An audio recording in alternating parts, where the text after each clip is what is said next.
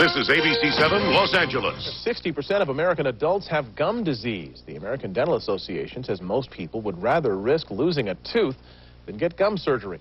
But as health specialist Denise Dodor reports, a new FDA-cleared laser alternative may get more people into the dentist chair. How are you doing, Linda? You feeling anything? Good. Today, Linda Drexler is doing great. Yes, she has gum disease, but at least she doesn't have to go under the knife. She's taking advantage of a newly approved laser, which means no cutting, no stitches, and hardly any downtime. So the patient is back to their daily routine, back to work right away. They can come in on their lunch hour and resume their daily activities. Gum disease is when the gum and bone erode and teeth become loose in their sockets. I was losing bone, and I did not know that either because of, this gum disease. Lynette Little is one of 100 million Americans who has gum disease. Symptoms include bad breath, red or swollen gums, bleeding when flossing or brushing, and a change in the way your teeth fit together. Left untreated, the bacteria in the mouth can travel through the bloodstream and cause heart attack and stroke. It's even linked to premature deliveries. Each year, 30,000 of us undergo painful gum amputations to treat it. But now many dentists are offering laser periodontal therapy. This procedure does for dentistry what LASIK has done for people with eye problems. Periolase selectively destroys diseased tissue and heals as it treats. Dentists say it also helps promote bone growth. The best part for patients is the ease and convenience. In the new way, you can walk out the door, and it's like you just came to the dentist's office for a checkup. I mean, it was just such a breeze. And with this new laser treatment, it's less likely that a reinfection will occur. In Sherman Oaks, Denise Dodor, ABC 7 Eyewitness News. With the vast majority of the population having some form of gum disease, it's not surprising that dentists commonly recommend periodontal treatment to their patients. Deep pockets, especially with bone loss, requires immediate attention. Common recommendations by dentists include deep cleaning, scaling and root planing, and gum surgery. Statistics by multiple dental resources report that only about 4% of patients needing gum surgery actually follow through with treatment, usually because of fear. People are concerned about, if not downright scared, of conventional treatment options, and they're looking for an alternative. As featured on news channels and newspapers, periodicals, and dental journals around the country, specially trained laser dentists are providing the no-cut, no-sew, no-fear laser alternative for the treatment of periodontal disease. Using the Millennium Dental Technologies Periolase MVP7 dental laser, they successfully and comfortably treat patients with periodontitis so they are able to quickly return to their daily routine. So many people need help, and they're looking for a better way, especially because it's not just about your teeth anymore. People with periodontitis are at increased risk for heart disease, stroke, complications with diabetes, and spontaneous preterm births, to name a few. Laser-assisted new attachment procedure, or LANAP, is quickly becoming the gold standard for the treatment of gum disease.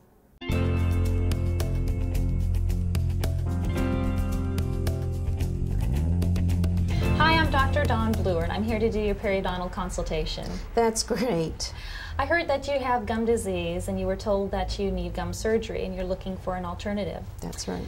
I know you've probably been told about what gum disease is, but if you don't mind, I'd like to review that with you so I can talk about your periodontal treatment options and especially why people are choosing laser periodontal therapy as their periodontal treatment of choice. Okay. Let's take a look at this picture chart. This is a picture of what a healthy tooth looks like. This is what you see when you look in your mouth. That's the tooth. This is the root. This is the bone, and the gum lays over the bone and attaches to the tooth just above the bone level. Between the gum and the tooth is a pocket or a space. We measure that using a ruler. We call it a probe, which is in 3-millimeter increments. We measure between where the gum attaches to the tooth and the top of the gum. In a healthy situation, those pockets are very shallow. Really, we'd like to see them at 3 millimeters or less. In this picture, we have a healthy 2-millimeter pocket. What happens is the bacteria that's naturally in our mouth sticks to the teeth and lives off of the food that we eat, producing this white filmy stuff. That's called plaque. Plaque is soft, we can brush it and floss it away, but we're only human and we're going to miss some of it. The stuff that we miss is usually down below the gum line and in hard to reach areas. What happens is the bacteria that live inside of the plaque irritate the gums, and the gums get a little bit puffy or inflamed. And what we have is some surface inflammation. This is called gingivitis.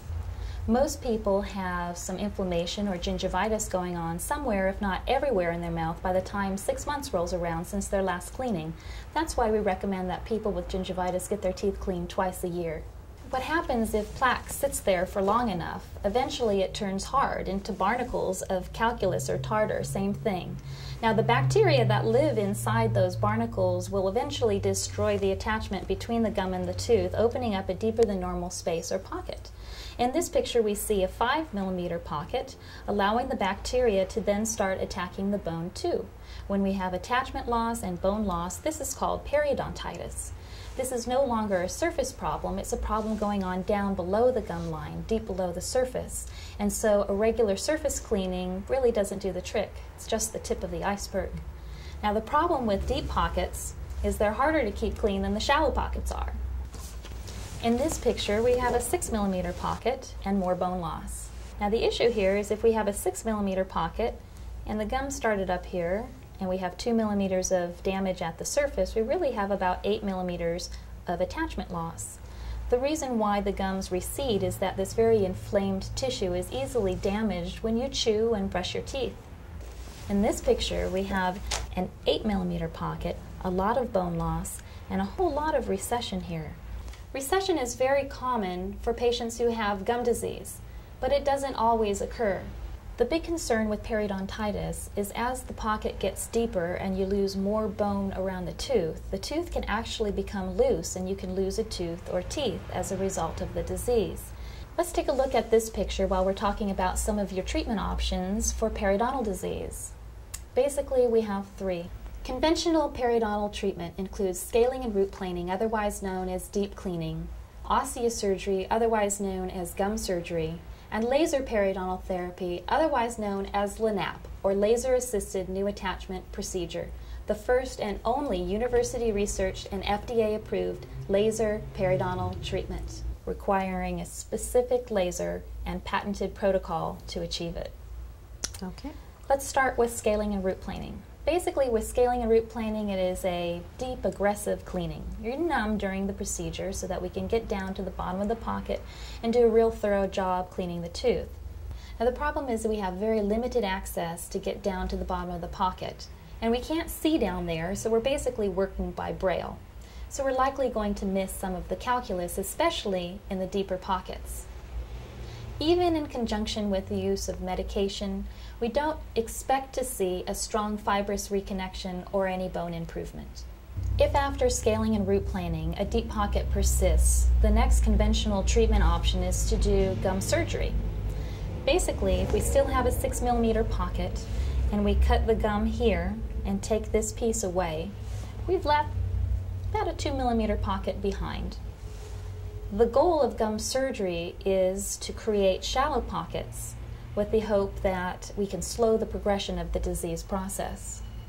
Basically, it's the intentional reduction of the height of the gum, which doesn't look pretty and leaves the root sensitive to temperature and more prone to getting cavities. The problem with periodontitis is that most people don't find the treatment options appealing. And unfortunately, there is no cure. Even the laser isn't a magic wand. Like diabetes and high blood pressure, we can get you to a healthy level, but then we need to work to maintain you there with regular and frequent cleanings. Once a periodontal patient, always a periodontal patient. You can be treated, but it requires maintenance to keep you at a healthy level. And if you've had gum surgery and we've already cut the gums, if after some time a pocket comes back, well, we can't keep cutting you. Eventually we run out of something to work with. Now, the difference between gum surgery and laser periodontal therapy is basically the difference between treatment by amputation versus treatment by regeneration. With laser periodontal therapy, there is no intentional reduction of the height of the gum. Now, we use the laser initially between the gum and the tooth to kill bacteria inside of the pocket, which, remember, is the source of the problem. It also affects the calculus, so it's easier to remove. And we're removing this diseased lining on the inside of the pocket. without damaging the healthy fibers that live underneath. The laser can see the difference between healthy tissue and diseased tissue, and it can see where the bacteria is and specifically kills those as well. Now we have better access to get into the pocket and do a better job removing the calculus from the surface of the tooth. We use ultrasonic instruments that vibrate the calculus off the surface of the tooth and flush it out with antibacterial irrigation. We then use the laser on a different setting, killing bacteria again, and creating my super duper blood clot, or what I like to call my biological band-aid, that keeps high concentrations of bacteria and debris out of the area. Now this seals the gum up against the tooth. We haven't killed every microbe of bacteria forever, and we haven't sealed the gum up against the tooth forever, but we've created a clean, disinfected, closed, and stable environment for the body to be able to kick in its own natural defenses. There's a little war going on down here. The bacteria against your immune system, and unfortunately you're losing the war. When we use the laser, we are tipping the scales in favor of regeneration versus degeneration. If you think about it, we have the ability to build ourselves back. We can grow fibrous tissue, we can grow bone. That's why we don't amputate a broken arm. Good thing. But we only do it under the right circumstances. If you think about it, we have a cast on a cleaned up, disinfected arm so that the body has a chance to grow back. Well, the problem is the mouth is a dirty, unstable place, but with the help of the laser, we can create that closed, disinfected environment so that the body has a chance to kick in its own natural defenses and start to rebuild. In order to stabilize the area, we need to find any areas where you might be hitting your teeth together too hard or inappropriately. And once we find those areas, especially in the spots where your pockets are very deep, you have a lot of bone loss, or the teeth are loose, we need to spot grind them away. Then we leave the area alone. We don't want to mechanically disturb the area, don't want you to chew on it.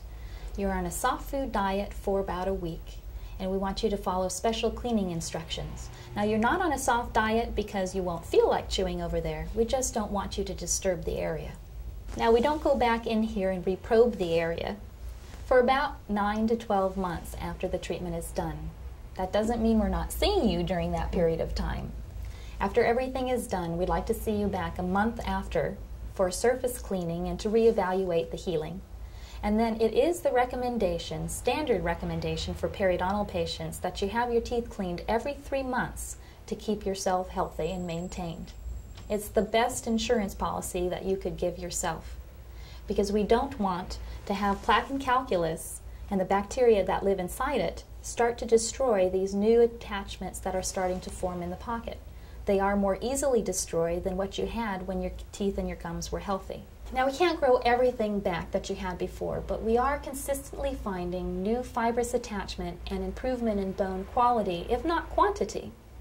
We just can't guarantee how much and where. We do routinely see pocket depths reduced by about half. And by comparison with conventional periodontal treatment, we see patients with less pain, bleeding, swelling, less reduction of the tissue height, less downtime, less recovery time, and a much greater overall patient satisfaction, and, if I might add, much greater doctor satisfaction, providing a very effective and wonderful treatment to the many patients who need it. Do you treat the whole mouth at once?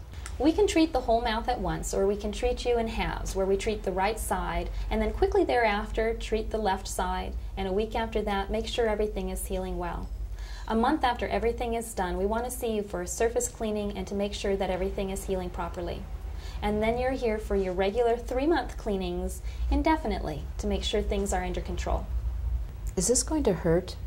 Well, during the procedure you're numb, so you're not going to have any pain.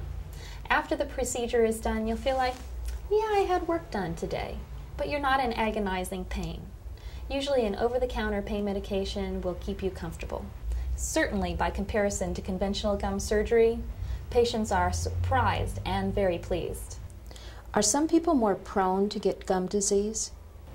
Yes, even though the direct cause of periodontitis is a bacterial infection, how you react to the presence of that bacteria is influenced by many other factors. There's a strong hereditary link to periodontitis. It may run in your family.